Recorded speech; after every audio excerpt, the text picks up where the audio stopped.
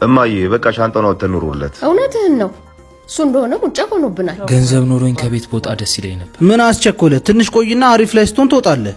ሰሞኑ እማዬም ወንድሜም የሚያሳዩኝ ፊት ልክ አይደለም። ቆይ ግን ለምንድን ነው ልጇ ስላልሆንክ ነው እንደዚህ የምታደርገው? ሂጂ አንቺ ሻንጣው ይዘሽለት ነኝ። በእናታችሁ ትንሽ እንታገሰው። ሰሞኑን እሱም ማውቆታል መሰለኝ ጭንቅ ብሎታል። ሂጂ አለቅላቂ የተባልሽውን አታደርጊ። ከአሁን በኋላ እንደዚህ አይነት ቃል ድገሚና አናፍጥሻለሁ። እማዬ የምር ልጅሽ ግን ቢሆን እንደዚህ ታደርጊያለሽ? አንተ እንደዚህ ስትናገረኝ እያየ ዝም ትላለህ? ግቢና ሻንጣውን አምጪው። አላመጣም። ለዚህ ስራችሁማ ተባባሪ ያልሆነ ጎሽ ከልፋት ገላገልከን። አሁን እኮ ሻንጣህን አውጥተን ደጅ ልናረግልህ ነበር። ዮኒ በቃ እስካሁን አብረን ከነበርክ ይበቃል። ሲስተርም ከውጪ ልትመጣ ነው። ሸክም ሆንኩባችሁ አይደል? አረ ዮኒ፣ አረ ባንቺ አያምርም። ሸክሙን ማቀው እኔ ነኝ። ዮኒ ባለፈው የሰጠውን 1000 ብር እንዳትረሳ እሺ። ሲኖረኝ አምጥቼ እሰጥሃለሁ። ቶ አትምጣ፣ እዛው ሆነ ላክልኝ። እሺ